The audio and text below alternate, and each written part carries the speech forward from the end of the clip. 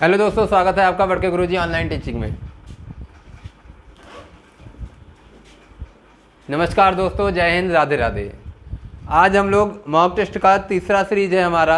हमने पहले सीरीज में मैथ्स के कुछ क्वेश्चंस किए थे, दूसरे सीरीज में हमने रीजनिंग के कुछ क्वेश्चंस किए थे, हालांकि वो लाइव क्लास में थे, लेकिन आज हम इसको आपको वीडियो के अकॉर्डिंग कर रहे हैं। लगभग हम आपको ऐसे ही क्लास देते रहेंगे, ठीक है ना। देखिए, ये हमारी संस्था है, आप समझ पा रहे हैं, ये हमारी संस्था है ना। ये एक हमारा कोचिंग सेंटर है अमोना रानी बाज़ार माधव सर्वोदय इंटर कॉलेज के सामने। ये आपका जो व्यक्ति यहाँ से रिलेटेड होंगे, अयोध्या से रिलेटेड होंगे, इस एरिया से रिलेटेड होंगे, वो यहाँ पे आ सकते हैं। यहाँ पे एक सीरीज चलाई जा रही है, आप समझिएगा। इस हफ्ते में जो बच्चे आकर के अपना एडमिशन ले लेंगे, उन बच्चों को फ्री ऑफ कास्ट पूरा, आप समझ जाइए, पूरा का पूरा सिपाही का सिलेबस पढ़ाया जाएगा। महज 1 रुपये की रजिस्ट्रेशन में आपकी सारी क्लासेज इसमें चलेंगी। टोटल आपका नियर अबाउट 5 महीने का ये बैच आपका रहेगा, यानी 2023 तक में आपको टोटली वो बैच आपको पढ़ाया जाएगा और आपको एक तरीके से सिपाही के लिए पूरा प्रिपेयर्ड करा दिया जाएगा, ठीक है ना। हमारा बैच चलेगा, मॉर्निंग से बैच रहेगा, है ना, और मॉर्निंग से लगभग 10 बजे तक का ये बैच रहेगा। तो आप लोग जो बच्चे, आप जिनके घर पे फाइनेंशियली कोई प्रॉब्लम है, या जो भी बच्चे ऐसे हैं कि जो पैसे की वजह से पढ़ाई नहीं कर पा रहे हैं, तो ये बैच जो हमने स्टार्ट किया है, ये आप समझ जाना, ये महज इसी महीने तक के लिए है। इस महीने तक जो बच्चे एडमिशन ले लेंगे, आकर के रजिस्ट्रेशन करा लेंगे, उन्हीं का आपका क्लास फ्री ऑफ कॉस्ट रहेगा। इसके बाद अगले महीने से आपका फीस चार्ज किया जाने लगेगा, ठीक है ना। और एक बात और समझिएगा कि जो भी, जैसे इसमें क्या है कि जो क्लासेज चलेंगी, ये सब बाकायदा आपकी क्लासेज व्यवस्थित रहेंगी। यही सिपाही की वैकेंसी लगी है इस समय, आपको मान लीजिए अगस्त में, जहाँ तक उम्मीद है नोटिफिकेशन आ जाएगा और आप फॉर्म फिल कर पाओगे, तो उसके उपलक्ष्य में आपको तोहफा दिया जा रहा है। तो आप लोग ध्यान दीजिएगा कि जो बच्चे जिनके पास पैसा नहीं है, इसकी वजह से प्रिपरेशन नहीं कर पा रहे हैं, तो ये अपना सिपाही के लिए अगर उनकी एलिजिबिलिटी है तो आ करके क्लास को ज्वाइन कर लेंगे। लेकिन ध्यान रहे कि इसी महीने के लास्ट यानी 31 जुलाई तक ही उनका एडमिशन मान्य किया जाएगा। उसके बाद फिर आपका फीस चार्ज होने लगेगा, ये आप लोग माइंड में रख लीजिएगा, ठीक है ना। चलिए, आज हम लोग शुरुआत करते हैं, है ना भाई। हम लोग अपने नए सेशन की शुरुआत करते हैं आज के, और ये मॉक टेस्ट है आपका। किसका मॉक टेस्ट है? हम, हालांकि इसमें मॉक टेस्ट हम उसका भी लाएंगे, सिपाही का भी लाएंगे, आप समझिएगा। अब इसमें धीरे धीरे MTS का भी एग्जाम लगा हुआ है, तो इसलिए हम MTS का मॉक टेस्ट ला रहे हैं। हालांकि इसके बाद हम सिपाही का भी मॉक टेस्ट लाएंगे। चलिए आगे आते हैं, आज के पहले थर्ड पे चलते हैं, उसके बाद क्लास के अपने स्टार्टिंग कर देते हैं, ठीक है ना भाई। देखो, कह रहा है, ध्यान देना, कि अपने लक्ष्य के लिए जोशीले और जुनूनी बनिए, विश्वास रखिए परिश्रम का फल सफलता ही है। यानी आपको जोशीला और जुनूनी बनना है। आप जिस भी लाइन में हैं, आप अगर प्रिपरेशन कर रहे हैं, अगर आप एकेडमिक की तैयारी कर रहे हैं, अगर आप किसी जॉब में हैं, जॉब प्रोफाइल में हैं, किसी भी लाइन में आप हों, तो आपको अपने लक्ष्य के प्रति क्या होना है? जोशीला और जुनूनी बनना है। आप विश्वास रखिए, सफलता आपके कदमों में रहेगी, है ना। आप बस समय का इंतज़ार करिए, लेकिन समय के साथ लगे रहिए। इंतज़ार करने का मतलब आलस मत करने लगिए, ठीक है ना। क्योंकि आपको पता है, सोता जो है वो खोता है, जगने वाला ही पाता है। तो ये माइंड में आपके रहना चाहिए। चलिए हम लोग आते हैं अपने सेशन पे, और आज का पहला सवाल उठाते हैं, है ना भाई। आज के पहले सवाल की तरफ चलते हैं, ठीक है। ये रहा आपका पहला सवाल, ये रहा आपका पहला सवाल। सेशन अच्छा लगेगा तो वीडियो को भाई लाइक ज़रूर करिएगा, है ना। और जो लोग पहली बारी आए होंगे, अगर सेशन में पहली बारी आए होंगे, तो चैनल को प्लीज़ सब्सक्राइब कर दीजिएगा। बेल आइकन यानी घंटे की बटन को भी दबा दीजिएगा, जिससे हमारे नोटिफिकेशन आपको मिलते रहें। और पक्का याद रहे, आप शेयर करना तो बिल्कुल नहीं भूलेंगे, ये मुझे तो पता है। वीडियो देखने के बाद आप शेयर करना बिल्कुल नहीं भूलेंगे। चलिए आते हैं क्वेश्चन नंबर फर्स्ट। कह रहा है 50 संख्याओं का औसत 36 है। 50 संख्याओं का औसत 36 है। यदि दो संख्याओं 63 और 65 को छोड़ दिया जाए, यानी निकाल दिया जाए, तो शेष संख्याओं का औसत क्या होगा? पहला ही सवाल मजेदार सवाल है ना भाई। शेष संख्याओं का औसत क्या होगा? दशमलव के 2 स्थान तक ले जाना है। बहुत ही मजेदार सवाल है। 50 संख्याओं का औसत, 50 संख्याओं का औसत 36 है। 50 संख्याओं का औसत 36 है, और कह रहा 2 संख्याएं निकाल दी जाए। तो आप ध्यान देना, मैं पहले बेसिक पे चलता हूं, बेसिक पर। यानी 50 और 36 का अगर गुना करेंगे तो रिजल्टेंट क्या दे देगा? क्योंकि औसत जो होता है उसमें संख्या का गुना करते हैं, रिजल्टेंट मिल जाता है।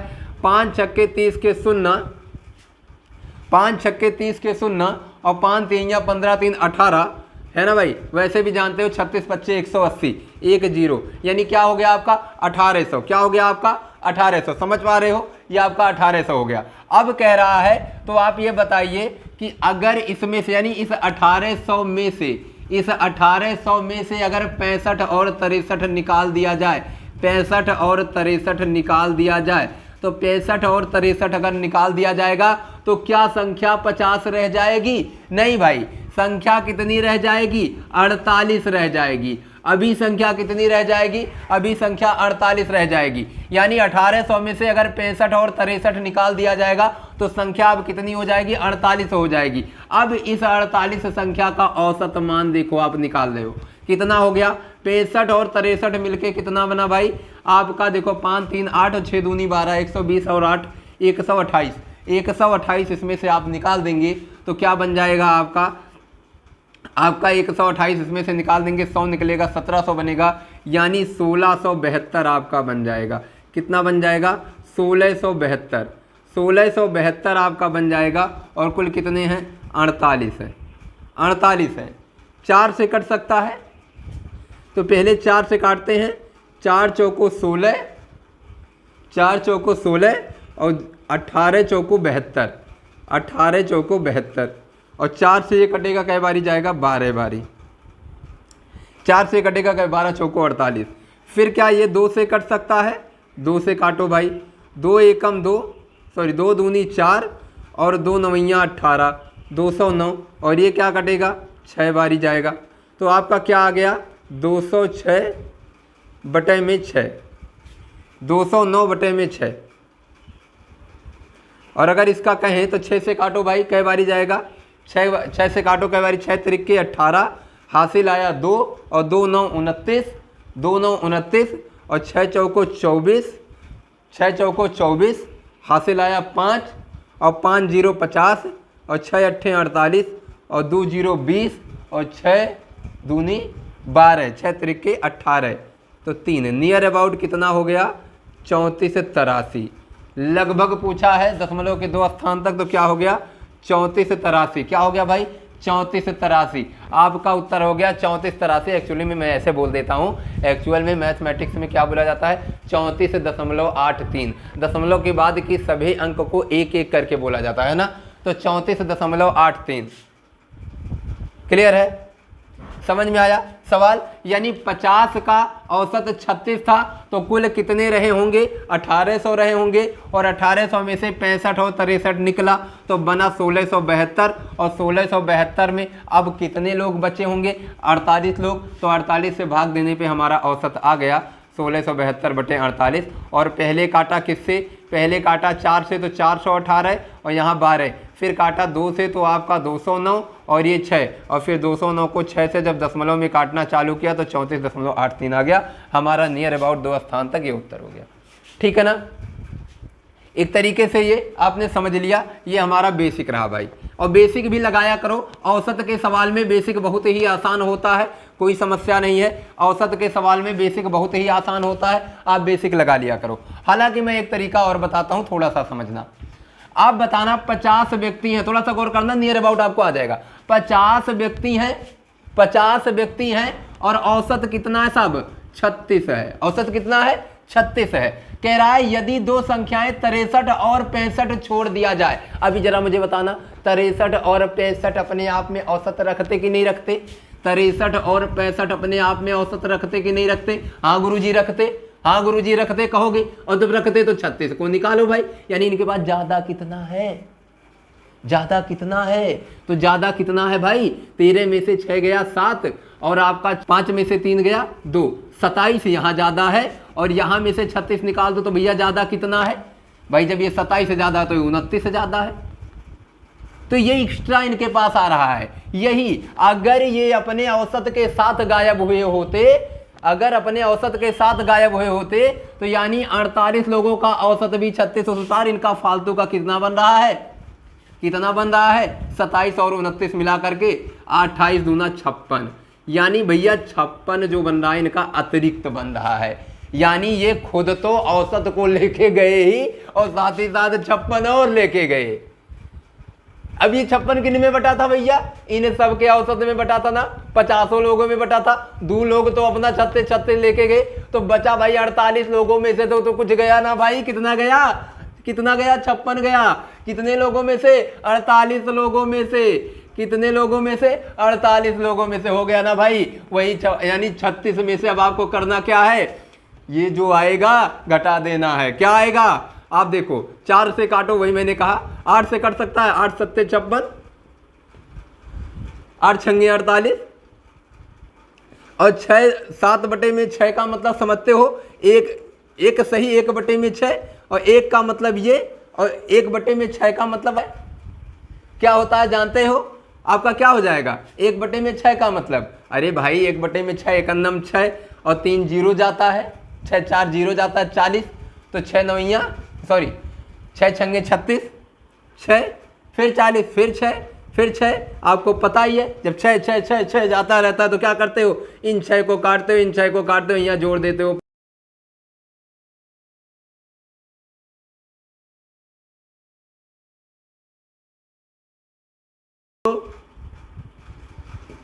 तो क्या आ गया, 34.83। बातें समझ पाए। हम ऐसे भी सवाल को लगा लेते हैं, आप औसत जैसे लगाते हो, यानी आपका बेसिक तरीका भी ठीक था और ये भी तरीका भी ठीक था। यानी हमने कहा भाई 36 तो लेके जाएगा ही जाएगा, लेकिन 56 और लेके जा रहा है भाई। 56 तो किस में से ले गया, बाकी बचे 48 में से भी ले गया। तो 48 में से कितना कितना भाग ले गया, 1.17 के नियर अबाउट ले गया। तो औसत में से उतना क्या हो जाएगा, घट जाएगा, है ना। क्लियर हुआ, समझ में आया, बहुत बढ़िया। भाई वीडियो पसंद आए तुरंत लाइक करिए, है ना। वीडियो पसंद आए तो लाइक करते जाइए भाई। लाइक आपका मुझे क्या करता है ना, उत्साह बढ़ाता है। अगले वीडियो में और मजेदार वीडियो होगा कि हाँ लोग पसंद कर रहे हैं। चलो आगे आते हैं। दूसरा सवाल, ए 12 दिनों में एक निश्चित कार्य कर सकता है, बी ए की तुलना में 60% अधिक कार्य कुशल है, बी को उसी कार्य को पूरा करने में कितना समय लगेगा। बहुत बढ़िया सवाल, एकदम निहायती सिंपल बोलते हैं इसे क्या बोलते हैं, निहायती सिंपल। भाई देखते हैं, जो देखो ऐसा डाटा होता है इसको समझे रहिएगा, ये 7 1/2 होता है ना भाई। हाँ तो चलिए, ए 12 दिनों में एक निश्चित कार्य कर सकता है, 12 दिनों में, ठीक है। बी ए की तुलना में 60% अधिक है। कितना प्रतिशत भैया, 60% का मतलब क्या, 3/5, यानी बी क्या है, अधिक है। तो कितना अधिक है, 3 अधिक है, यानी क्या हो गया, ये एक्चुअल में बन क्या गया 8/5, यानी बी बेचारा 8 कार्य कुशल है। बी जो है 8 यूनिट एक दिन में करता है, तो ए जो है वो 5 यूनिट एक दिन में करता है ना। तो अगर ये दक्षता है ना भाई, ये दक्षता है, तो दक्षता क्या होता है, रेसिप्रोकल होता है डेज के। तो यानी कितने दिन लगेंगे, तो बी को भैया, बी को और ए को कितने दिन लगेंगे। अगर बी और ए में अनुपात 8:5 का काम करने का है, तो इन दोनों में दिन कितने लगेंगे, तो दिन जो लग जाएंगे रेसिप्रोकल कर दो, 5/8 के अनुपात में दिन लगेंगे, 5/8 के अनुपात में दिन लगेंगे। और कह रहा है ए को 12 दिन लगते हैं, यानी 8 का अनुपात 12 दिखाता है, तो 1 का अनुपात 1.5 दिखाएगा, और 5 का अनुपात गुने में 1.5 यानी 7.5 दिखाएगा। क्या दिखाएगा, 7.5 का मतलब 7 सही 1/2 दिन। बहुत अच्छा सवाल, बहुत अच्छा सवाल। 60% अधिक दक्ष कौन है, बी है, यानी 60% ज्यादा काम कर सकता है। यानी अगर ए 5 काम करेगा तो बी 8 काम करेगा। इसका मतलब ए को काम करने में 8 दिन लगेंगे और बी को 5 दिन लगेंगे, है ना। तो साफ है, 8 दिन अगर कंपेयर कराता है 12 दिन से, तो 5 दिन कंपेयर कराएगा 7.5 दिन से। ये आपका सही उत्तर हो गया। क्लियर है ना, ये आपका बिल्कुल सही उत्तर हो गया। आगे चलते हैं अगले सवाल पे। बहुत बढ़िया, समझ में आ रहा है। अगले सवाल पे चलते हैं। कोई दिक्कत होगा कमेंट बॉक्स में टुकटुका देना, यानी कमेंट को यानी मैसेज को। समझ पा रहे हो? आगे चलते हैं। क्वेश्चन नंबर 3 कह रहा है एक छात्र को अधिकतम अंक के 60% अंक प्राप्त होते हैं यदि उसे उत्तीर्ण अंक से 50% अधिक अंक प्राप्त होते हैं, फिर उत्तीर्ण होने वाले अंक अधिकतम अंकों के कितने प्रतिशत हैं? बड़ा आसान सवाल है। एक छात्र को अधिकतम अंक के कै प्रतिशत? 60% अंक प्राप्त होते हैं यदि उसे उत्तीर्ण अंक से 50% अंक प्राप्त हुए हों, यानी साफ है ई अंकवा जो है ये 3/2 भाग है। 50% अधिक का मतलब 1.5 गुना। कै गुना? 1.5 गुना। 3/2 भाग, यानी 60% अगर 3 भाग को दिखाएगा तो 2% कै भाग को दिखाएगा? 40% को। कै भाग को? 40% को। और यही पासिंग मार्क है। क्या है भैया? पासिंग मार्क है।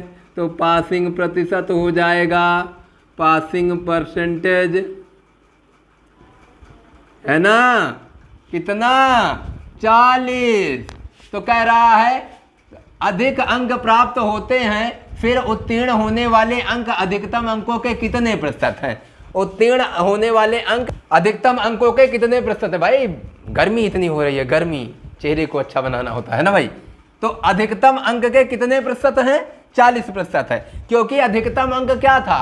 जो 100% था, अधिकतम अंक जो 100% था उसका 60% पाने वाला जो व्यक्ति था ये पासिंग मार्क का 1.5 गुना पाया है, यानी पासिंग प्रतिशत का 1.5 गुना पाया है।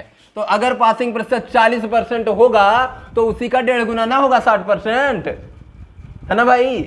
तो आपका क्या हो जाएगा? 40% आपका उत्तर हो जाएगा। क्लियर है? बहुत बढ़िया। 50% अधिक होने का मतलब 3/2 भाग। ये 3/2 भाग है, यानी 2 भाग में से 3 भाग ये है, तो 2 भाग हमें पासिंग मार्क निकालना है। बस इतना सा सवाल था और कुछ नहीं था। आगे चलते हैं भाई। कह रहा है एक समलंब चतुर्भुज की समांतर भुजाओं के बीच लंबवत दूरी सेंटीमीटर में क्या है जिसका क्षेत्रफल। अब जब भाई क्षेत्रफल 108 सेंटीमीटर वर्ग है और समानांतर भुजाओं की लंबाइयां 9 सेंटीमीटर तथा 36 सेंटीमीटर है। ठीक है, बात समझना मेरी। समांतर भुजाओं के बीच की लंबवत दूरी, तो क्षेत्रफल पहले जान जाओ। समलंब का क्षेत्रफल बराबर क्या होता है? 1/2 गुणे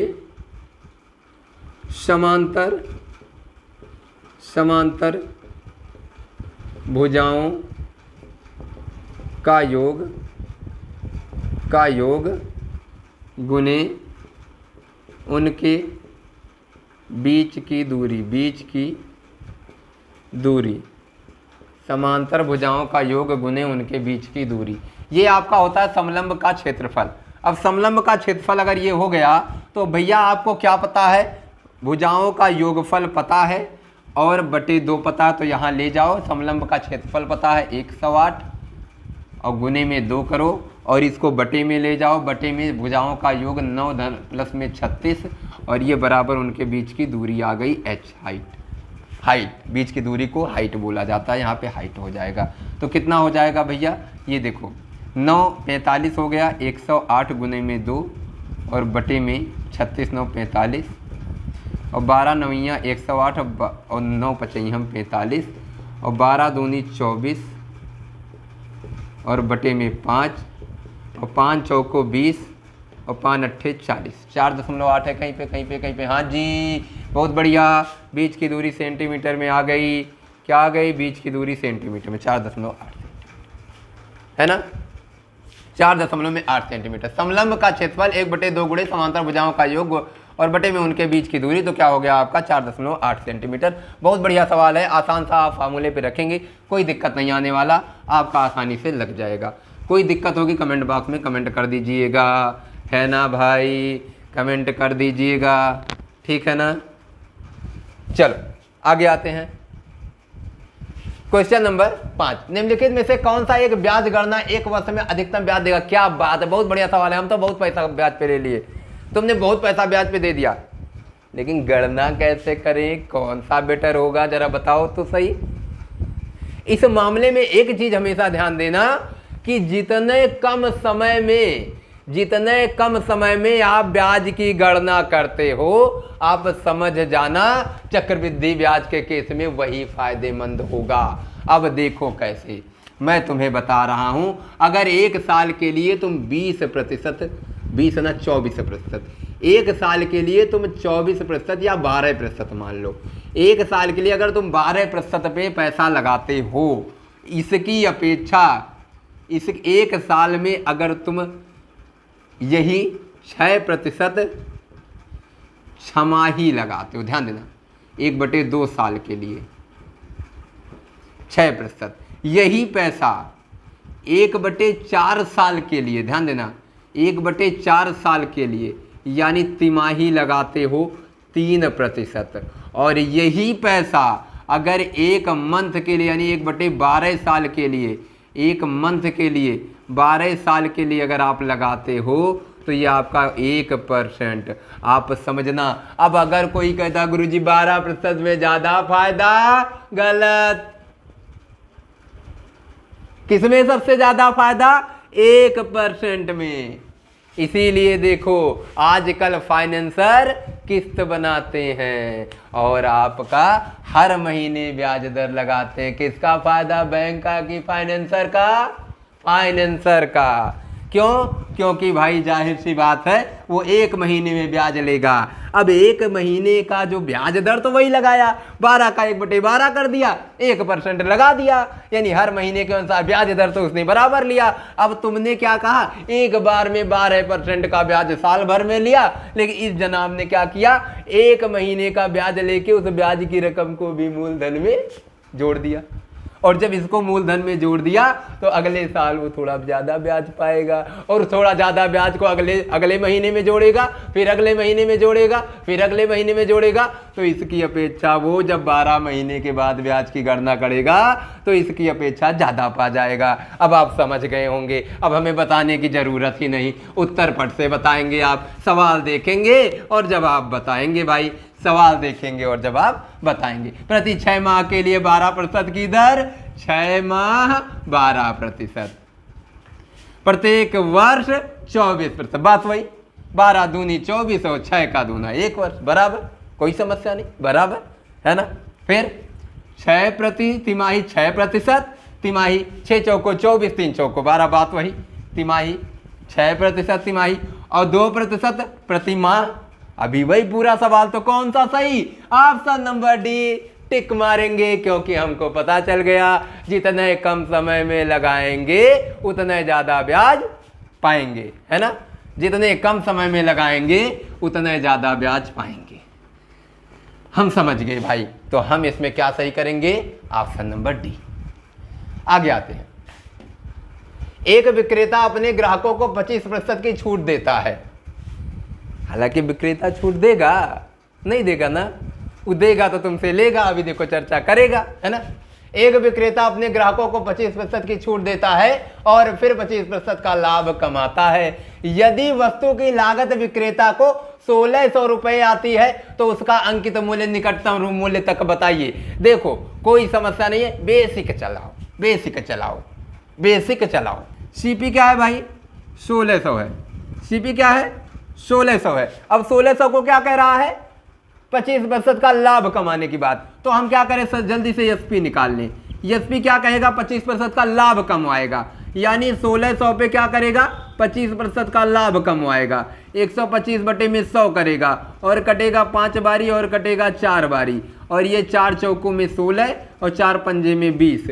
तो ये क्या हो गया भैया? 2000 रुपया। यानी उसने कितने में बेचा भैया? 2000 रुपया में। कितने में बेचा था? 2000 रुपया में। और 2000 रुपया में बेचने के पहले उसने क्या किया था? इसका अंकित मूल्य बनाया था, जिसमें कितना डिस्काउंट दिया था? जिसमें कितना डिस्काउंट दिया था? 25% की छूट, 25% की छूट दिया था। यानी अब फार्मूला उल्टा चला करके एमपी निकाल लेंगे, एमपी निकाल लेंगे। 25% की छूट का मतलब किस पे दिया? 2000 रुपया पे दिया, छूट दिया 25% की, फार्मूला उल्टा चलाएंगे, 75 हो जाएगा और 100 ऊपर चला जाएगा। 25 चौको 100, 25 तियां 75, है ना भाई। 25 चौको 100, 25 तियां 75। क्लियर हुआ। एसपी से तुम मार्केट प्राइस निकाल रहे हो। क्या हो जाएगा आपका 4, 4 दूनी 8000 हो जाएगा और बटे में 3 काटेंगे, क्या हो जाएगा 3 दूनी 6 हो जाएगा, 0 20, 3 छक्के 18 हो जाएगा, 3 छक्के 18 हो जाएगा और 3 छक्के 18 हो जाएगा और दशमलव में 6। तो आपसे कह रहा है आती है तो उसका अंकित मूल्य निकटतम रुपए तक। तो भाई 66 पैसे को काट करके 1 रुपया बगल वाले में जोड़ दें तो 2667 रुपया। क्या हो जाएगा 2667 रुपया, है ना भाई। 2667 रुपया। हमने कुछ किया नहीं, सीपी से पहले एसपी निकाला तो एसपी 25% के लाभ पे था, तो 25% का लाभ दिखा करके पर से हमने 5/4 लगाया और हमारा 2000 आ गया एसपी। और 2000 एसपी को हम अंकित मूल्य बनाने के लिए उल्टा फार्मूला चला दिया डिस्काउंट से। तो डिस्काउंट हमारा 25% का था, यानी हमें 100 की बजाय क्या 75 पे लगाना था, हमने 75 कर दिया और पर से हमारा 4/3 अप्लाई करा दिया 2000 पे और हमारा उत्तर क्या आ गया 2667.66 आया था, 2666.66। और वो कह रहा था निकटतम रुपए के बताना है, तो 66 को भी तो रुपया समझ सकते हो एक, तो आपका 2667 हो गया। ठीक है ना, आसान सा सवाल था, कठिन नहीं था।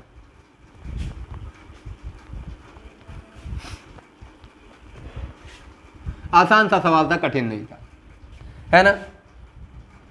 बाकी आप चाहते तो आप डायरेक्ट भी सवाल लगा सकते हो, कोई समस्या नहीं है। आप डायरेक्ट भी सवाल लगा सकते थे, है ना। इंक्रीमेंट आप निकाल लेते, सीधे आपका सवाल लग जाता। इंक्रीमेंट आप निकाल लेते, इंक्रीमेंट कैसे निकलता है आप जानते हो, इंक्रीमेंट कैसे निकलता है आप जानते हो। देखो इंक्रीमेंट का अगर आप क्या करते हो, डिस्काउंट के साथ कंपेयर कराते हो, यानी डिस्काउंट कितने का था 25% का था, मतलब क्या था 1/4 था, मतलब क्या था 3/4, यानी 1 से कम हो गया, क्या हो गया 3/4। इंक्रीमेंट हमें पता नहीं तो हम सोचते हैं बाद में चर्चा करेंगे। और उसके बाद प्रॉफिट, यही हमारा रिजल्टेंट होता है। 25% का प्रॉफिट हुआ, 25% का मतलब 1/4, मतलब क्या 5/4। तो हमने इस पे अप्लाई आई किया, आई का अप्लाई करने के बाद हमें मिला क्या 5/4, यानी 4 से 4 कटा, आई का मतलब क्या है 5/3, यानी 3 को बढ़ाया गया, किससे बढ़ाया गया 2 से बढ़ाया गया। 3 को बढ़ाया गया, किससे बढ़ाया गया 2 से बढ़ाया गया। और 3 का मतलब कितना दिया गया है साहब, 3 का मतलब दिया गया है 1600 रुपया। 3 का मतलब यानी सीपी तुम्हारा 1600 रुपया है, 3 का मतलब दिया गया 1600 रुपया। तुमको 5 निकालना है, 5 निकालना है तो क्या कर दोगे 1600 गुने में 5/3। अब निकाल लोगे आसानी से आपका उत्तर आ जाएगा 16×5 = 80, 8000 रुपया और बटे में 3, और ये आपका हो जाएगा कितना, वही जो अभी निकाले थे 2667, नियर अबाउट 1 रुपये। ऐसे भी आप कर सकते हो, आपका तरीका आप जैसे लगा पाओ, आपके ऊपर डिपेंड करता है, कोई समस्या नहीं है, बड़ा आसान तरीका होता है। हमने तो सब बताया, परसेंटेज में अपने बच्चों को बताया भी है, और हालांकि हम प्रॉफिट लॉस में भी ये तरीका अपनाते हैं, तो आपका आसानी से लग जाता है, कोई दिक्कत नहीं होती है। आगे के सवाल पे आते हैं। केप टाउन में टेस्ट मैच खेलने वाले भारतीय क्रिकेट टीम की औसत आयु 28 वर्ष है, और कह रहा है यदि कप्तान के अलावा अन्य 10 खिलाड़ियों की औसत आयु 27.8 वर्ष है तो कप्तान की आयु है। कितना सिंपल सवाल भाई, इसको हमें बहुत ज्यादा दिमाग लगाने की जरूरत नहीं है। आप बताना जरा, औसत आयु क्या है 28 वर्ष। औसत आयु क्या है 28 वर्ष। व्यक्ति कितने हैं 11, क्योंकि एक क्रिकेट टीम में कितने व्यक्ति होते हैं 11। और अगर कह रहा है कप्तान के अलावा कै व्यक्ति 10, कै व्यक्ति 10, औसत क्या हुआ 27.8, कितने से घटा 0.2 से, किन व्यक्तियों के जरिए 10 व्यक्तियों के जरिए, कितना अंक आया 2 आया, यानी कप्तान के पास 2 अंक फालतू था, वही इसने बंटवारा किया था 10 लोगों में, और जब उसने अपने आप को निकाला तो अपना 2 अंक भी निकाला, है ना। तो आपका क्या हो गया 30, यानी आप समझ गए, कह रहा है तो कप्तान की आयु क्या थी, कप्तान की आयु 30 वर्ष हो गई। समझ पाए? आसान सा तरीका, कोई दिक्कत नहीं, बढ़िया सा था। फिर से समझते हैं। 28 वर्ष आयु का औसत है सभी के। कितने व्यक्तियों के? 11 व्यक्तियों के। लेकिन कप्तान के निकलने पे व्यक्ति बने 10। अब आयु क्या हो गई 10 की? 27.8, यानी 0.2 से औसत आयु घट गई। कई लोगों के बीच में इतनी कितनी घटी है? 10 लोगों की घटी है, यानी टोटल कहा जाए तो 2 वर्ष आयु घटी है। और ये 2 वर्ष दिया कौन था? कप्तान ने दिया था, क्योंकि कप्तान जब तक था तब तक 28 थी, तो कप्तान में हमने ये 2 वर्ष क्या किया? जोड़ दिया, तो कप्तान की आयु क्या हो गई? 30 वर्ष। बेसिक देखते हैं भाई। 11 में 28, 10 में 27.8, 10 में क्या हो जाएगा? गुना करो भाई, इधर भी गुना करो। 11 8 88 के 8, और 11 दूनी 22 में 8 30, 308 जोड़ेंगे। और इधर करें भैया, इधर तो आपका ये दशमलव हटा दो, बस 278 कर देंगे। घटा दें भैया, 308 में से 78 घटा देंगे, क्या आ जाएगा भैया? 30 वर्ष। क्या हो जाएगा? 30 वर्ष। तो ये कप्तान हो जाएगा। कप्तान, कप्तान, कप्तान। ठीक ना? आसान सा तरीका, जैसे कर पाओ आपके लिए बेटर है, कोई समस्या नहीं। जैसे कर पाओ आपके लिए बेटर है। आते हैं हम लोग अगले सवाल पे।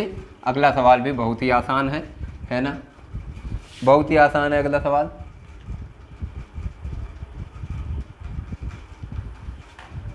कह रहा है, देखो ये थोड़ा सा सवाल है, बढ़िया सा है, समझ लेना।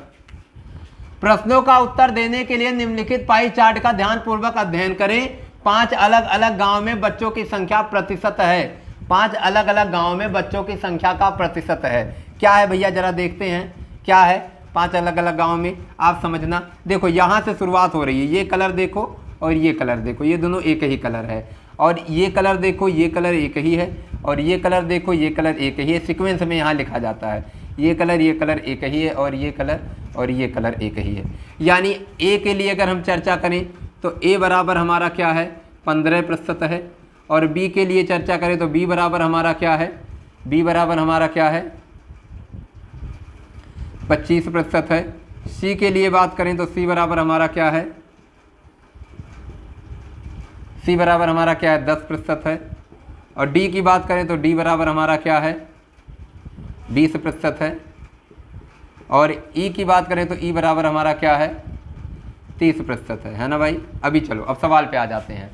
सवाल कह रहा है, यदि ए से गांव सी के कुल बच्चों की संख्या का अनुपात क्या होगा? ए से गांव सी से, तो ए का कितना प्रतिशत रख रहा है? 15%। ए का क्या रख रहा है? 15%। और सी का क्या रख रहा है भैया? सी का क्या रख रहा है? 10%। तो भैया अनुपात क्या हो गया? बताओ जरा, अनुपात क्या हो गया? ए रख रहा है कितना भैया? 15%। ये देखो ए रख रहा है 15%। और सी क्या कह रहा है? सी क्या भैया? सी कहाँ गया? ये गया, ये वाला, ये सी क्या रख रहा है? 10%। तो 15% और 10% काटो तो कै का अनुपात आ गया? 3:2 का। क्या हो जाएगा? 3:2। ऑप्शन में है ऑप्शन नंबर बी। क्या हो गया? 3:2। क्लियर हुआ? 3:2। चलो आगे बढ़ते हैं, इस सवाल पे आगे बढ़ते हैं, है ना भाई? 3:2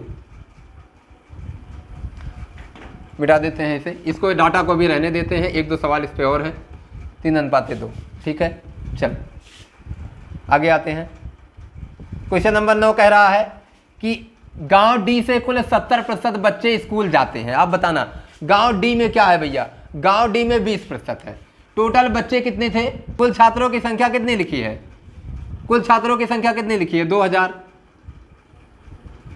और 2000 से गांव डी में कितने व्यक्ति जा रहे हैं? 20%। देखो 20% जा रहे हैं, तो यानी इसका 20% अगर हम निकालें तो क्या हो जाएगा? 2 दूना 4 भाई, 20% जा रहे हैं ना 2000 का, तो 2 दूना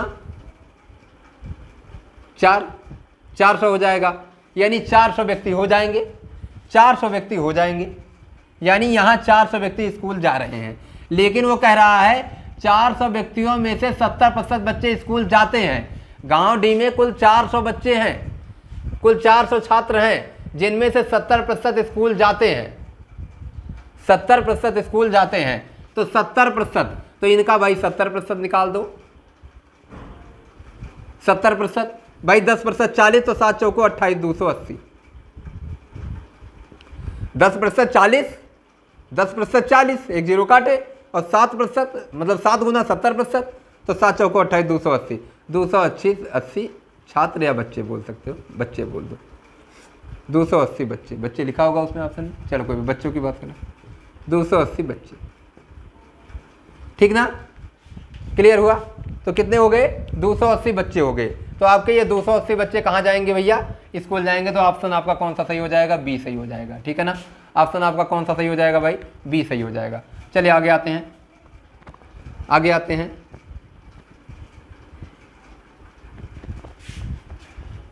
आगे आते हैं, एक सवाल इस पे शायद और है, देखते हैं। चलो, कह रहा है प्रश्नों का उत्तर देने के लिए निम्नलिखित पाई चार्ट का ध्यान पूर्वक अध्ययन करें। 5 अलग अलग बात वही है, कंडीशन सब कुछ वही है। क्वेश्चन को देखो, गांव बी और ई के बच्चों की कुल संख्या कितनी है। तो गांव बी और ई के बच्चों की कुल संख्या, तो गांव बी में देखो भाई कितने हैं, बी में 25 हैं और ई में कितने हैं 25 और 30, तो टोटल मिलाकर 30 20 50 5 55, 55% है भैया, 55% है ना। और 100% आपका 2000 दिखा रहा है, तो 55% क्या दिखाएगा भैया, भैया 50% आपका क्या दिखाएगा 1000, और प्लस 5% आपका क्या दिखाएगा भैया, अगर 100% 200 दिखा, 10% 200, तो 5% 100, तो यानी 1000 प्लस 100 क्या हो गया 1100।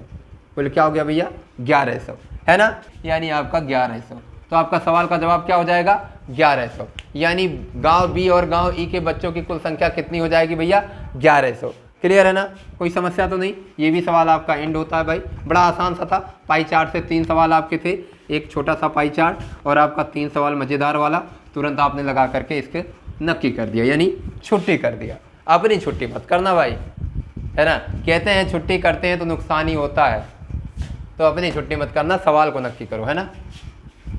चलो, सोमवार को दोपहर 1 बजे से रात 8 बजे तक एक दुकान में हर घंटे आगंतुकों की संख्या 7, 10, 15, 22, 6, 4 और 13 के रूप में दर्ज की गई। आगंतुकों की संख्या का गणितीय माध्य, माध्य का मतलब होता है माध्य, माध्य का मतलब होता है माध्य। कह रहे हैं गुरुजी हिंदी है तो बोलत है, कुछ अंग्रेजियों बोलिए, मीन, है ना। और इसी को बोला जाता है समांतर माध्य, जो जैसे बोल दें। हालांकि मुझे इस समांतर से कोई लेना देना नहीं, हमें केवल मीन से मतलब है, माध्य से। क्लियर है ना। तो माध्य का मतलब आपका मीन, आप समझ गए। अब माध्य होता क्या है, फार्मूला क्या होता है, सबका जोड़ बटे सब। कितनी प्यारी हिंदी लिखा मैंने, है ना, ऐसे लिखते हैं, सबका जोड़ बटे सब, यानी सिग्मा n अपान में n। क्लियर है, सिग्मा n अपान में n, जितने नंबर हैं उनका सबका समेशन और टोटल नंबर, यही होता है आपका, ठीक है ना भाई।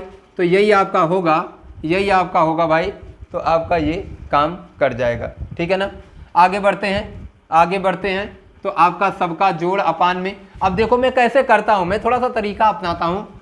मेरा कहने का मतलब है तुम्हारे पास 7 है, वहीं वहीं पेपर पे कर लिया करो। 7, 10, 15 और 22, 6, 4 और 13। ये मान लीजिए तुम्हारे पास सवाल है, तो तुम्हें करना क्या है, काउंट कर लो, 1 2 3 4 5 6 7। टोटल कितने व्यक्ति हैं, 1 2 3 4 5 6 7, टोटल 7 व्यक्ति हैं। तो बस 7 का बनाने चलो। ये 7 का मतलब हो गया 1, और ये 10 के साथ कौन जुड़ा, ये 4 जुड़ा, और 10 7 14 का मतलब हो गया 2, प्लस कर दो। और ये 15 के साथ कौन जोड़ दो, 15 के साथ किसे जोड़ दो, 15 6, 15 के साथ 6 जोड़ दो, तो 15 6 क्या हो जाएगा 21, और 21 का मतलब होता है 3 7 त्रिके 21, और ये 22 के साथ कौन जुड़ा, 13 बचा, और 22 13 को अगर जोड़ेंगे तो क्या हो जाएगा 35 हो जाएगा। ये बना 35, और 22 13 35, और 35 का मतलब होता है 7 5 हम 35। टोटल बन गया भैया, सबको जोड़ दो, सबको जोड़ दो, 3 1 4, 4 2 6, 6 5 11, उत्तर क्या आ गया साहब? 11 है ऑप्शन में, that is the right answer. उत्तर क्या हो गया भैया? 11। समझ पाए? हमें ज़्यादा जोड़ने घटाने की जरूरत नहीं है। हमने जोड़ा, अगर 7 का बन रहा है, 7 इसमें बन रहा है, जोड़ घटाव के साथ बन रहा है तो बना लेते हैं ऐसे। पहले 7 को 1 कहा, 10 4 14 को 7 दूनी 2 कहा, 22 13 35 को 7 पचाई हम 35 कहा, और 15 6 21 को 7 त्रिका 21, और 5 3 8 2 10 1 11। ऐसे भी कर सकते हैं। माध्य निकालना है, सबका जोड़ और बटे में सब, सबका जोड़ और बटे में सब, यही आपको करना होता है, यही आपको करना होता है ना भाई। चलो आगे आते हैं भाई। क्वेश्चन नंबर 12 क्या कह रहा है? कह रहा है 30% प्रति वर्ष की साधारण ब्याज दर पर एक धनराशि कितने वर्षों में 16 गुना हो जाएगी? भैया जब भी कभी ऐसा गुना का सवाल कहा करे तो आप समझ जाना 16 गुना हो जाएगी, यानी 1 गुना खुद थी और कितनी जुड़ गई? 15। अब क्या बन गई? 16, यानी 1 से क्या बन गई? 16। तो कितनी जुड़ी? 15। अब यही हमारा क्या है? ब्याज, ब्याज ही जुड़ा। अब आप क्या कहते हो? ब्याज, ब्याज गुने 100 और बटे में मूलधन, बटे में मूलधन, और गुने में आपको क्या निकालना है? समय, तो दर। और ये ब्याज आपका क्या है?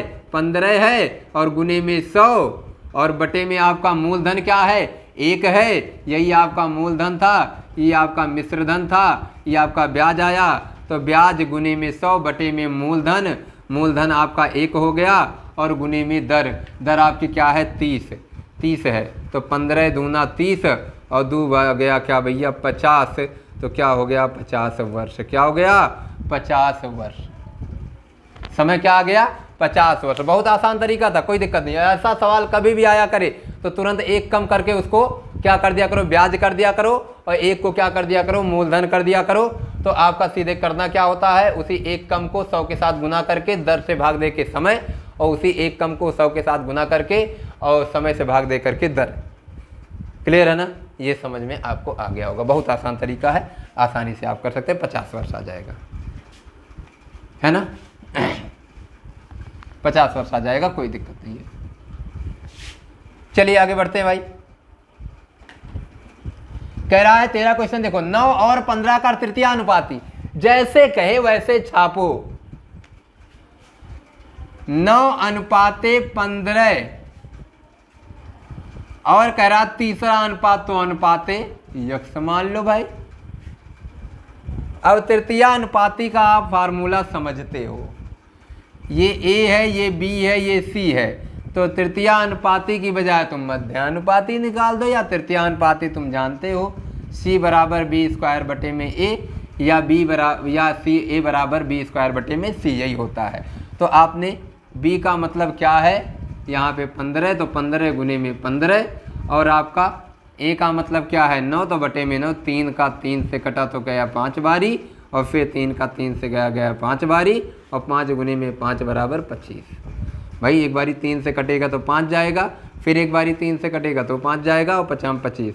तो आपका क्या हो गया? तृतीय अनुपाती 25 हो गया।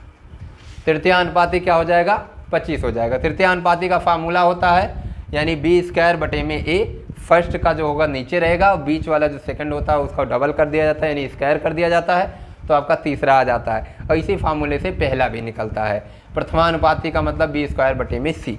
क्लियर है ना? तो ये तरीका आप अपना सकते हो। बाकी मैंने लिखना तरीका बताया, लिखने का तरीका यही होता है 9:15 समानुपाते 15 यक्ष, इस तरीके से कर सकते थे, और फिर अपना सवाल लगा लेते। ऐसे भी आप कर सकते हो, कोई समस्या नहीं है।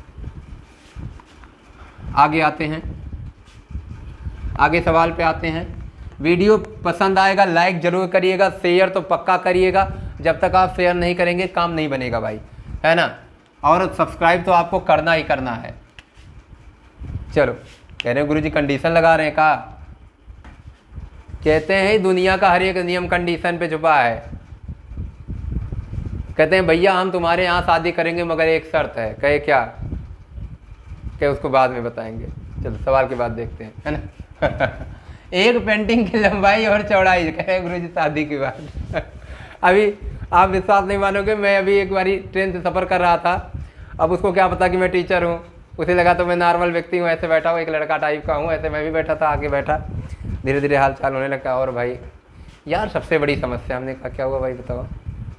कह रहा सबसे बड़ी समस्या ये है कि सिपाही निकल नहीं रही है और शादी तय हो नहीं रही है। यानी बच्चे के अंदर नौकरी लेने का जज्बा महज शादी करने के लिए है। ऐसा सोचोगे भाई तो कहाँ कल्याण होगा। भाई सही बात है, लेकिन तुम शादी के लिए ना सोचो, तुम नौकरी के लिए सोचो। नौकरी मिलेगी तो शादी तो हो ही जाएगी, और शादी के चक्कर में सोचते रहे नौकरी ना मिली तो शादी से भी गए। और चल, एक पेंटिंग की लंबाई और चौड़ाई क्रमशः 15 सेंटीमीटर और 10 सेंटीमीटर है। पेंटिंग के चारों ओर 1 सेंटीमीटर चौड़ा किनारा बनाया गया है। किनारे का क्षेत्रफल कितना है ना। किनारे का क्षेत्रफल में कई तरीके से तुम्हें बताया हूं, यहां पे जल्दी से मोटा मोटी समझ लो।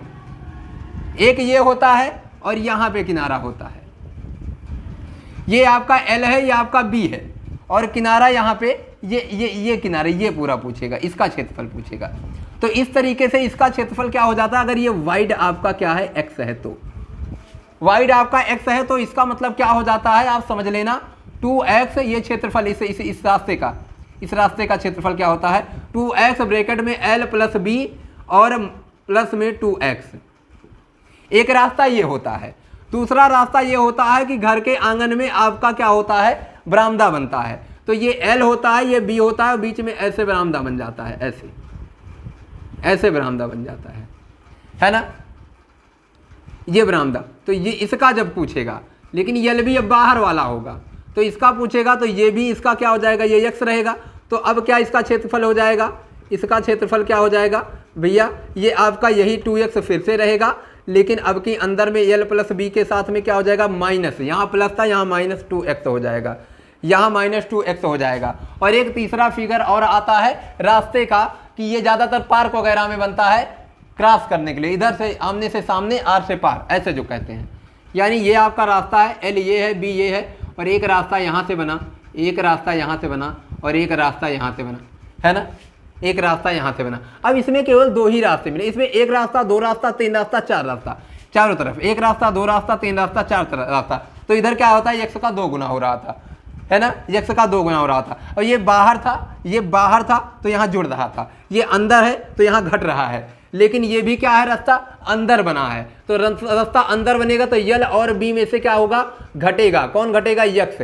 यहाँ पे देखो 4 थे तो 2x घट रहा था, यहाँ 2 हैं तो 1x घटेगा, है ना। और यहाँ पे 2 बाहर निकल रहा था क्योंकि 2 थे, तो यहाँ 1 है तो 1 ही बाहर निकलेगा। ये आपका फार्मूला हो जाएगा क्षेत्रफल का, किसके, इस रास्ते के क्षेत्रफल का फार्मूला। ये जो रास्ता है इसकी वाइड भी क्या है, x है, तो इसका भी रास्ते का क्षेत्रफल क्या हो जाएगा, x L plus B minus x। अब इन तीनों से सवाल बराबर बनते रहते हैं, है ना, ये माइंड में रखना, इन तीनों से सवाल बराबर बनते रहते हैं। और आपको सवाल पूछा है पेंटिंग के चारों ओर, पेंटिंग के चारों ओर जब कहेगा यानी बाहर से रास्ता बन रहा है, तो चारों ओर यानी बाहर से रास्ता बन रहा है, 1 सेंटीमीटर चौड़ा किनारा बनाया गया है, तो उस किनारे का क्षेत्रफल क्या होगा। अब यानी ये वाला फार्मूला चलेगा, आसानी से आप लगा दोगे भाई, ये वाला फार्मूला आपका आसानी से लग जाएगा, कोई समस्या नहीं है।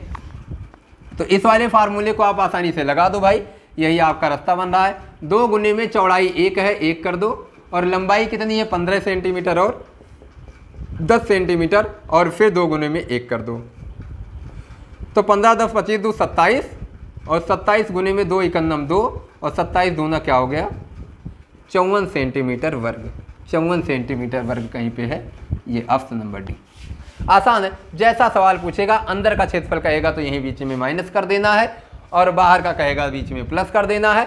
और अगर बीच से 2 रास्ते जा रहे हैं तो 90 अंश पे काटने वाले, तो उनमें क्या कर देना, इस 2 को हटा देना, इस 2 को हटा देना, यहाँ माइनस कर देना है, बस इतना सा फार्मूला है। आसानी से आप इसका क्षेत्रफल निकाल सकते हो, है ना भाई, कोई दिक्कत नहीं आनी चाहिए आपको। बहुत ही आसान तरीके के सवाल हैं, जल्दी जल्दी हम लोग ख़त्म कर देते हैं, है ना। चल आगे आते, कहते हैं निम्न प्रश्न में प्रश्न चिन्ह के स्थान पर क्या आएगा। भैया क्या आएगा जरा बताना। देखो सवाल देख के डरना नहीं चाहिए, आपको केवल वैल्यू जैसे है वैसे सेटअप करना होता है। 3 8 3 कह रहा है, भागे कह रहा है, तो भाग को पर से गुणे में बदलो, और 25 का 1/25 कर दो, और गुणे में यहाँ पे गुणे में क्या है 2.5 है रहने दो, और प्लस में 12 है, कोई दिक्कत नहीं, लग गया भैया। ये कटा 0.1 आया, और 0.1 को जब यहाँ से गुना करेंगे, तो 38.1 हो जाएगा, 38.3 हो जाएगा, और प्लस में जब यहाँ 12 जोड़ देंगे तो क्या हो जाएगा, 38 12 40, और क्या हो गया 40.3। ऑप्शन में है 40.3, सॉरी 1 मिनट रुक जाओ भाई, 40.3 नहीं, 38 12 40 नहीं भाई, 50 होता है, सॉरी 50, तो 50.3, और 50.3 ये आपका है। आसानी से आप कर सकते हो, कोई दिक्कत नहीं है।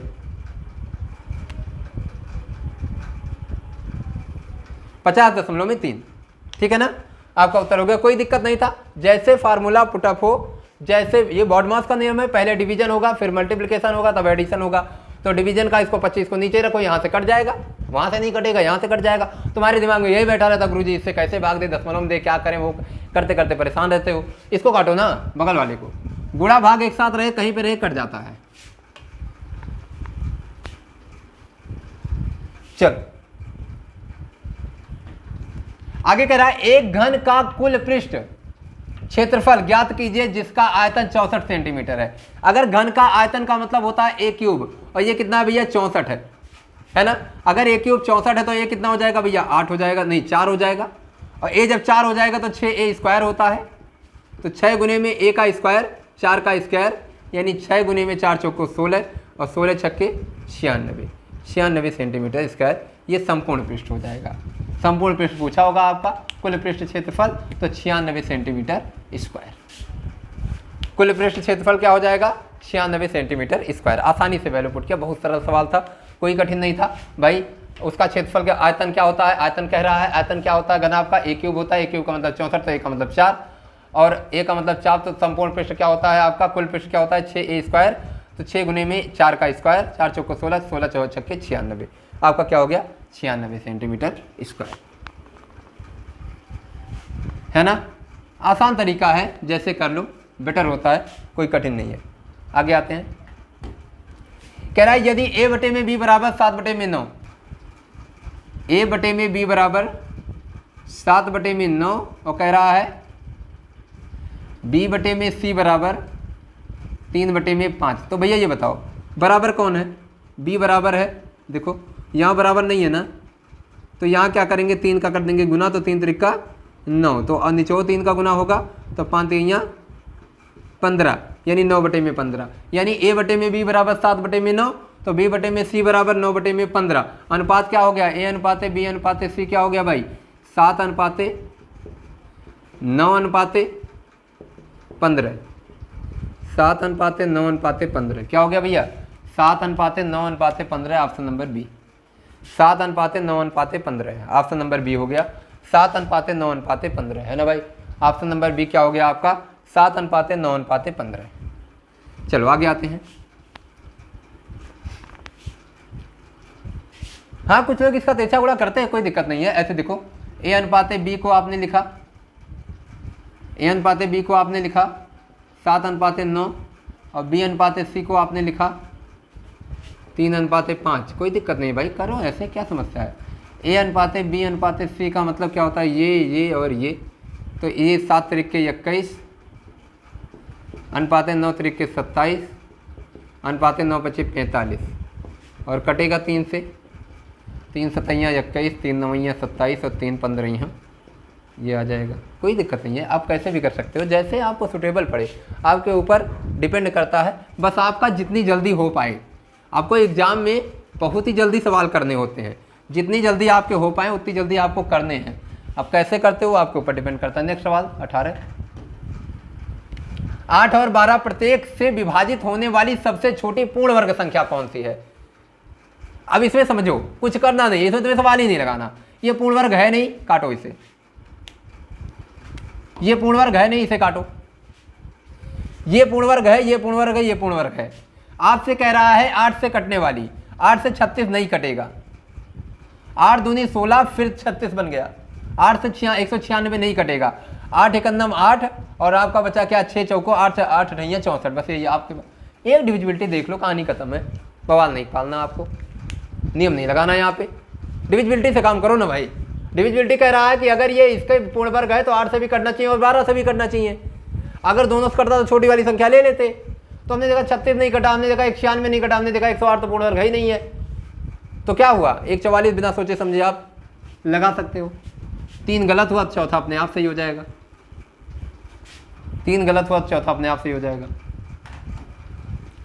कह रहा निम्न प्रश्नों में प्रश्न चिन्ह के स्थान पर क्या आएगा, जरा बताना मुझे क्या आएगा। जल्दी से पुट कर दो ना। अब इसको इसके चक्कर में, इससे इसको भाग देने के चक्कर में मत पड़ो, केवल आप वैल्यू पुट करो। 1.5 है, कोई समस्या नहीं। गुणे में 78 है, कोई समस्या नहीं। आपका डिवीजन का मल्टीप्लाई करो, ऊपर से नीचे में 0.5 कर दो, खत्म। ये दशमलव बराबर, अब 5 3 या 15, 3 8 24 के 4 और 3 7 21, 21 2 23, 234 हो गया उत्तर। बोर्ड बात नहीं, बड़ा सरल होता है, आप जल्दी से पुट करिए, उत्तर आ जाएगा, कोई दिक्कत नहीं है ना। हमने क्या कहा, पहले एक बारी पुट तो करो, आसानी से कट जाएगा। डेसिमल से डेसिमल हटा और 5 3 या 15 और 3 को 78 से गुणा, आपका आ गया। भैया यूनिट प्लेस पे 8 3 के 24 होना चाहिए, 4 कहीं नहीं है, यही है, उत्तर लग गया। ऐसे भी कर सकते हो, बड़े सवाल को ऐसे भी क्या करो, अगर यूनिट प्लेस पे आपके सारे अलग अलग वैल्यूज हैं, जैसे 3 है, 6 है, 8 है, 4 है, अलग है, तो यहाँ देख लो गुणा करते समय 8 3 के 24 यूनिट प्लेस पे 4 आना चाहिए, आगे नहीं करना तुम्हें, वही टिक करके आगे बढ़ जाओ। ऐसे भी सवाल होता है ना भाई, ऐसे भी सवाल होता है। आगे आते हैं।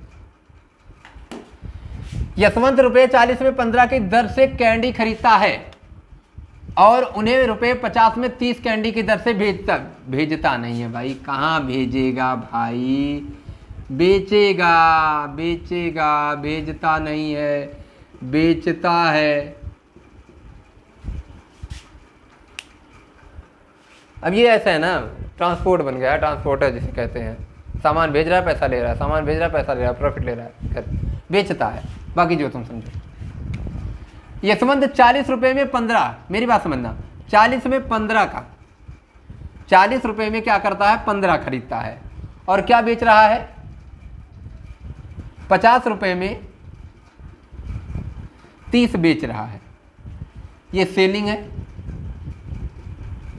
ये कास्टिंग है। अभी समझना, मेरी बात ध्यान देना, मैं कह रहा हूं कि प्रॉफिट और लॉस की गणना हम तभी करते हैं जितना खरीदते हैं उतना बेचते हैं। तो हम खरीद कितना रहे हैं 15 और बेच कितना रहे 30, तो बिना खरीदे बेच दे क्या, नहीं ना। तो बिना खरीदे नहीं बेचे तो खरीदिए ना, गुने तो करिए। 30 खरीदा तो कितने में, यहां भी गुने तो करिए, 80 में, ₹80, ये न्यू कास्टिंग है। यानी जो व्यक्ति 15 वस्तुओं को 40 में खरीदेगा वही व्यक्ति 30 वस्तु को 80 में खरीदेगा। 30 वस्तु को 80 में खरीदकर उसी 30 वस्तु को 50 में बेच रहा है। भाई फायदा हुआ घाटा, गुरुजी घाटा कितने का, 30 रुपये का, कितने पर खरीदा तो 80 में था, तो कितने पर घाटा, 80 पर। क्या है अनुपात, 3:8 का। आपसे कह रहा है तो लाभ हुआ या हानि, तो गुरुजी हानि, ऑब्वियसली हानि हुई। और कितने की हुई, तो 1/8 का मतलब आप जानते ही हो, 1/8 का मतलब क्या होता है, 12.5%। और ये कि 3 है, ये 3 है, गुणे 3 हो रहा है, देखो तो यहाँ भी गुणे 3 कर देंगे, यानी 12 3 या 36, 37.5% की हानि होगी, 37.5% की हानि होगी। Option number B. अरे भाई ऐसे कर लो, कह रहा है गुरुजी सब समझ में नहीं आता, चलो कोई बात नहीं, गुने में 100 कर लो। अब तो होशियार हो, होशियारों के लिए इशारा ही काफ़ी है ना। 25 या 75 बटे में 2 बराबर 37.5%। अभी तो सही, हाँ गुरुजी अब सही, अब तो सही है, क्लियर है ना। 1/8 का मतलब होता है 12.5%, तो 3 गुने में हो रहा 3/8, तो 3 गुना कर देंगे 12.5 का, 3 गुना क्या होता था 37%। 37% का क्या हो जाएगा, उसे हानि हो जाएगा। 37.5% का उसे क्या हो जाएगा, हानि हो जाएगा। अगले सवाल की तरफ चलते हैं भाई, अगले सवाल की तरफ चलो। कह रहा ₹3 में 7 संतरे की दर से संतरे खरीदे जाते हैं। भैया ₹3 में 7 संतरे की दर से संतरा खरीदा जा रहा है और किस कीमत पर 100 संतरे बेचे जाना चाहिए ताकि लाभ 33% का हो। अभी देखो भैया, बहुत बढ़िया सवाल आया, बहुत बढ़िया सवाल आया। आप जरा बताना मुझे, ₹3 में 7 संतरे की दर से संतरे खरीदे जाते हैं, ₹3 में 7 संतरे खरीदे जा रहे हैं, ₹3 में 7 संतरे खरीदे जा रहे हैं, 7 संतरे। अभी मेरी बात थोड़ा गौर से समझना, भी समझ में आ जाएगा। 33% कह रहा है भाई, तो 33% के लिए हमें करना क्या होगा, 133 बटे में 100, 133 बटे में 100 में हमें क्या बेचना होगा भाई, गुने में 3, 3 के 133 बटे में 100 में हमें 7 संतरे बेचना होगा, ये ध्यान देना, 7 संतरे। अब मेरी बात गौर करना, विशेष कोई दिक्कत तुम्हें नहीं है, मेरी बात गौर करोगे समझ में आ जाएगा। आपको संतरे कितने बेचने हैं, 100, तो बस सब कुछ आपने समझ लिया। 7 संतरे के पीछे तुमको 3 गुने में 133 बटे में 100 लगाना है। आपको संतरे बेचने हैं 100, तो आपने 100 को यहाँ कर देना है, तो 7 यहाँ चला जाएगा। तो 7 जब यहाँ चला जाएगा तो क्या हो जाएगा आपका, 3 गुने में 133 बटे में 7, ठीक है ना। ये लगभग काट दो, लगभग का नहीं, एग्जैक्ट उत्तर आ जाएगा। लगभग 33.5 से 1/3 पे होता, एग्जैक्ट उत्तर आएगा, कोई समस्या नहीं है। तो आपका 3 से काटेंगे, 7 को यहाँ भेज देंगे, तो 19 सत्ते 137, 19 तियां 57। तो 100 संतरे के लिए कितना पैसा उसे खर्चा करना पड़ेगा, ₹57, है ना। यानी हमने कुछ किया नहीं, हमने कहा सीपी कह रहा है ₹3 में 7 संतरे बेचता है, ₹3 में 7 संतरे बेचता है, और 33% का लाभ अगर होगा, इसका मतलब 133, 100 रुपए की वस्तु 133 में बिकेगी, यानी 133 बटे में 100, और कितने रुपए का, ₹3 का, ₹3 का 133 बटे में 100, तो आपका 7 संतरे का रेट हो गया। हमको 7 का नहीं निकालना, 100 का निकालना, तो 100 का दिए यहाँ, 7 कर दिए निचवा, और 133 7 से कट गया, 19 तियां 57, और 57 आपका क्या आ गया, कुछ दाम आ गया किसका, संतरे का, ठीक है ना।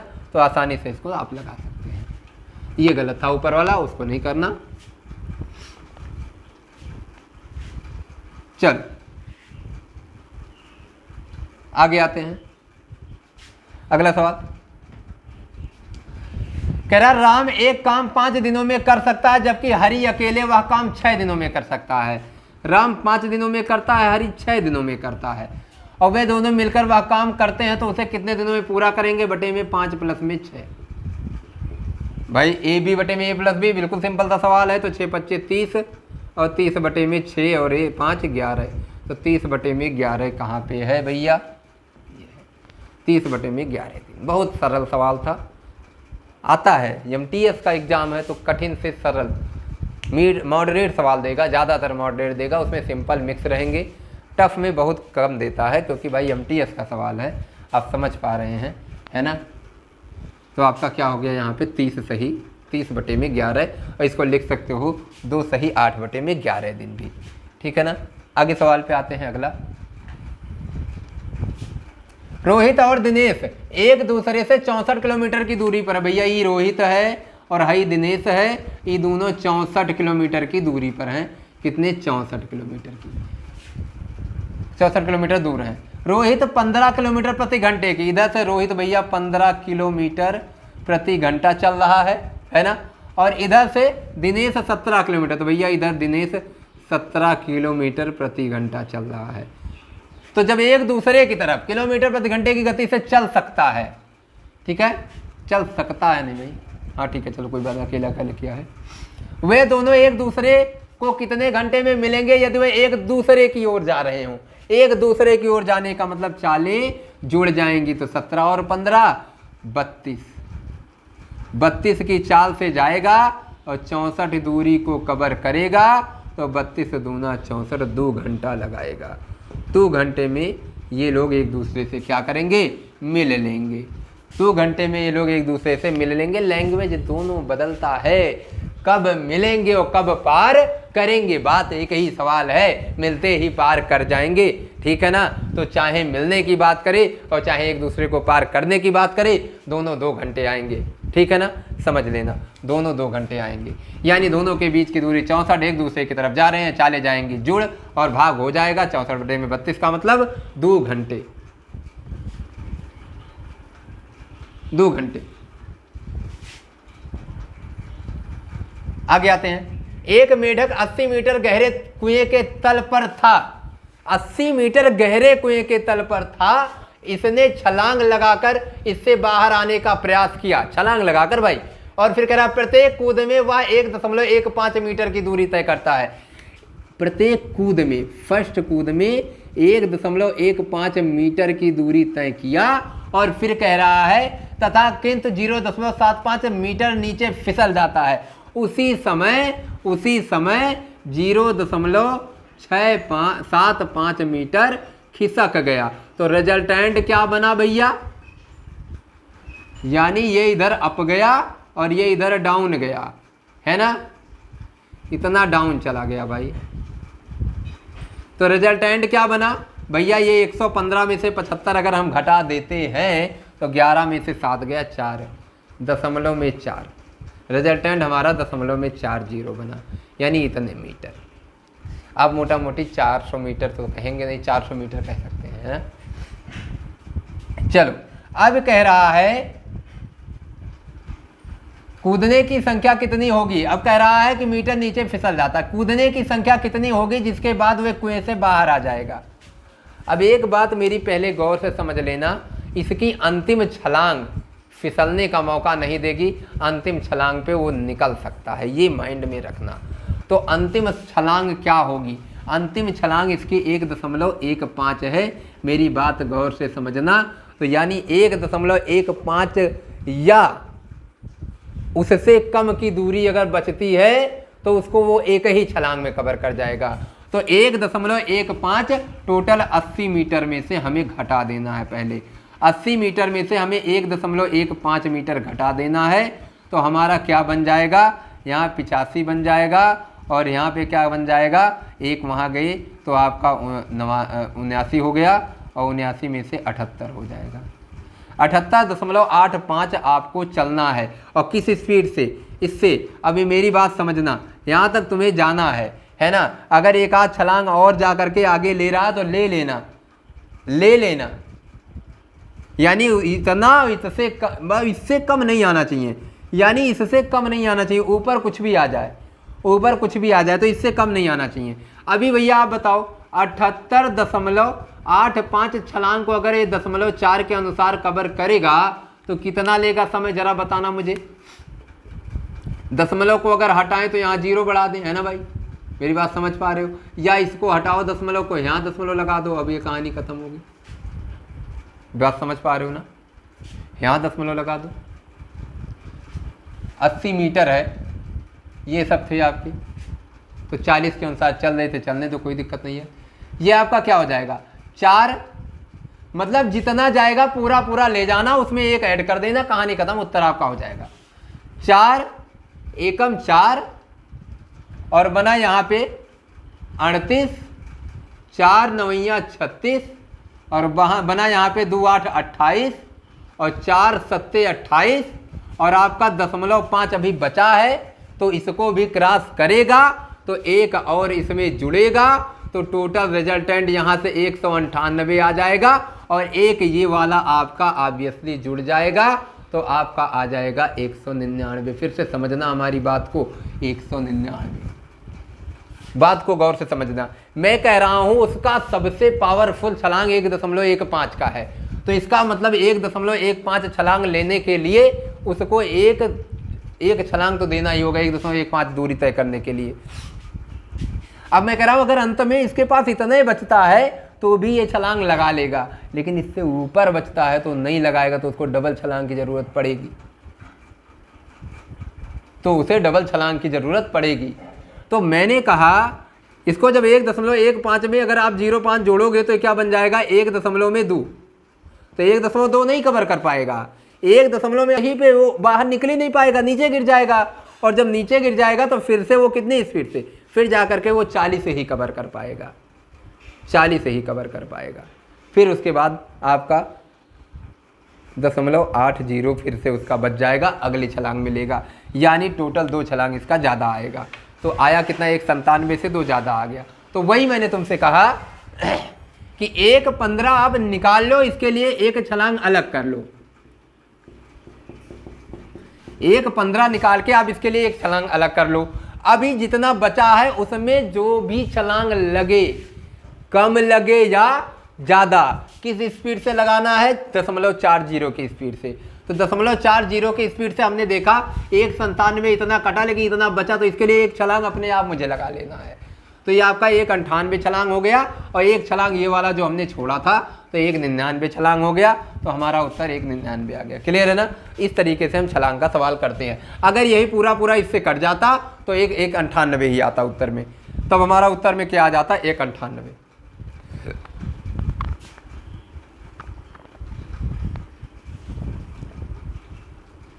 चलो भैया, अभी यही कहते हैं, जब याद होगा दशरथ जी, जब राम जी जा रहे थे, भगवान श्री राम जब अयोध्या छोड़ के 14 वर्ष का वनवास झेलने जा रहे थे, तो महाराजा दशरथ जी अंदर बैठ के घुट घुट के रो रहे थे और यही कह रहे थे कि यही रात अंतिम, यही रात भारी, है ना। अब उसके बाद रातें कितनी जिए नहीं पता। यही घटनाक्रम वहाँ हुआ जब जा कर के रावण को अपने मृत्यु का पता लगा कि अब तो कल तो मैं अकेला बचा हूँ, मुझे ही मरना है, तो वो भी वही गाना गाया कि यही रात अंतिम, यही रात भारी। अब हमारा ये अंतिम सवाल है आज के सेशन का, तो हम तो रात तो नहीं कहेंगे, लेकिन ये क्षण जो हमारा हो जाएगा, अंतिम हो जाएगा। अब इस वीडियो के लिए हमारा आपका मिलन छूट रहा है, संपर्क छूट रहा है कुछ समय के लिए, तो ये क्षण अंतिम हो गया इस सवाल के लिए, यही क्षण भारी हो जाएगा, है ना। गाने को कहीं भी आप ले जा सकते हो। चलो, कह रहा है प्रश्न 25 में देखो, विपरीत दिशा में चलने वाली 2 ट्रेनें प्लेटफॉर्म पर खड़े एक व्यक्ति को क्रम से 25 सेकंड और 32 सेकंड में पार करती हैं। विपरीत दिशा में चलने वाली 2 ट्रेनें, एक को 25 सेकंड में और अगले को 32 सेकंड में पार करती हैं, ठीक है ना। और वह 30 सेकंड में एक दूसरे को पार कर लेती हैं, है ना भाई। 30 सेकंड में एक दूसरे को पार कर लेती हैं। तो अब एक बात समझना, 25 सेकंड में अगर वो खुद को पार, ये मेरी बात गौर से समझना, ये जो 25 सेकंड और जो 32 सेकंड लग रहा है, इसमें ये ट्रेनें खुद को पार कर रही हैं। किसी व्यक्ति को, ये देखो विपरीत दिशा में चलने वाली 2 ट्रेनें प्लेटफॉर्म पर खड़े एक व्यक्ति को पार कर रही हैं। तो व्यक्ति को पार करने का मतलब वो खुद को पार कर रही हैं, ये बात समझना। व्यक्ति को पार करने का मतलब खुद को पार कर रही हैं, है ना। एक को 25 सेकंड में पार कर रही हैं और एक को 32 सेकंड में पार कर रही है ना, यानी खुद को पार कर रही है। यानी उसकी स्पीड क्या है, 25 सेकंड में एक ट्रेन, यानी अगर उसकी चाल यक्स है, ठीक है ना, तो 25 सेकंड में पार, 32 सेकंड में 2 ट्रेनें हैं, है ना। और फिर कह रहा है विपरीत दिशा में आ रही थी, और खुद को पार करने के लिए, यानी मैं ये कह रहा हूँ कि 25 सेकंड में अगर पार कर रही हैं तो 25 गुने में उनकी चाल यक्स, ये बराबर हो जाएगा पहले की दूरी, डिस्टेंस फर्स्ट ट्रेन। और अगर ये 32 सेकंड में पार कर रही हैं, 32 सेकंड में पार कर रही हैं, तो इनका वाई से हो जाएगा, वाई चाल से, ठीक है ना। विपरीत दिशा में चलने वाली 2 ट्रेनें प्लेटफॉर्म खड़े व्यक्ति को इतने में, तो इनका जो हो जाएगा ये D2 दूसरी ट्रेन की डिस्टेंस हो गई। और आपसे कह रहा है कि पार करते हैं, जबकि वह 30 सेकंड में एक दूसरे को पार करती हैं। एक दूसरे को पार करने का मतलब दोनों एक दूसरे की दूरी को, यानी अपनी ही दूरी को पार करती हैं, यानी D1 प्लस में D2 को पार करती हैं, D1 प्लस में D2 को पार करती हैं कितने सेकंड में, यक्स प्लस में वाई की चाल से, क्योंकि विपरीत जा रही हैं, विपरीत दिशा में तो घटती चाल, विपरीत दिशा में चालें जुड़ जाती हैं। तो इस समय आपका ये 30 सेकंड में पार कर रही है। अभी समझ पाए मेरी बात को। तो अगर यहाँ से हम D1 D2 निकालें, D1 प्लस D2, तो क्या हो जाता है 25 यक्स प्लस 32 यक्स यहाँ से, और यहाँ से कहें, यहाँ से D1 D2 तो 30 गुने में यक्स प्लस वाई, 30 गुने में यक्स प्लस वाई। तो आप कह सकते हो कि साहब 25x प्लस में 32y जो है ये बराबर है 30 30x प्लस 30y के, किसके बराबर है 30x प्लस 30y के। अब यहाँ से इसको घटाया जाए 25 में से 32 में से तो ये 2y आ जाएगा, और इसको अगर 25 को 30 में से घटाया जाए तो 5x आ जाएगा।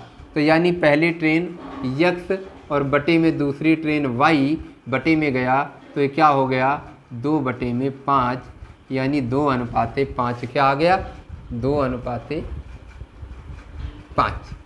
तो कह रहा है उनकी गति का अनुपात क्या हो जाएगा 2:5, 2:5 हो जाएगा। बातें समझ पाए? उनकी गति का अनुपात क्या हो जाएगा 2:5। अब थोड़ा सा हम इसमें लगा ले साहब एलिगेशन। क्या लगा ले? एलिगेशन। समझना बात को, सवाल को समझा दिया, फिर से बेसिक एक बार समझ लो क्योंकि अंतिम सवाल है, अच्छे से समझ लो। मैंने कहा यक्स चाल से 25 सेकंड लेके व्यक्ति को अगर कोई पार करता यानी खुद को पार करता तो उसकी दूरी हो गई 25 यक्स, और वाई चाल से अगर किसी व्यक्ति को 32 सेकंड में पार करता तो उसकी दूरी हो गई 32 वाई, और ये दोनों की दूरियां हो गई, दोनों दूरियां मिक्स करके और दोनों की चालों को मिक्स करके अगर समय निकाला जाएगा तो दोनों को एक दूसरे को पार किया समय विपरीत दिशा में चलकर है। ये जानते हो आप ट्रेन के केस में। तो आपका यहाँ पे केस हो गया, तो आपका ये क्या हो जाएगा, आपने कंपेयर कराया 30x और 30y बराबर किसके है 25x और 32y के, क्योंकि दोनों d1 d2 है। तो यहाँ से आपने इधर ट्रांसफ़र किया, इसको इधर ट्रांसफ़र किया और आपने यहाँ पे आसानी से निकाल लिया अनुपात। ठीक है ना? अब चलिए थोड़ा सा हम एलिगेशन लगाते हैं। मैंने कहा कि साहब खुद को पार करना मतलब व्यक्ति को पार करना। ये व्यक्ति अकेले चलता है तो खुद को पार करता है, और ये व्यक्ति अकेले चलता है तो खुद को पार करता है, और दोनों मिलके चलते हैं तो दोनों को पार करते हैं। तो अनुपात क्या बना 5 का बना, अनुपात क्या बना 2 का बना, 2:5। क्लियर है ना? चलिए आज के लिए इतना ही। आपने हमारे वीडियो को देखा, पसंद आया है तो बिल्कुल लाइक करिए और शेयर तो पक्का करिए। ठीक है ना? आप हमारे वीडियो के साथ लगे रहे। बहुत बहुत धन्यवाद आपका। आपका दिन शुभ हो। फिर अगले टॉपिक पे रीजनिंग की फिर से 25 क्वेश्चन के साथ मुलाकात करेंगे।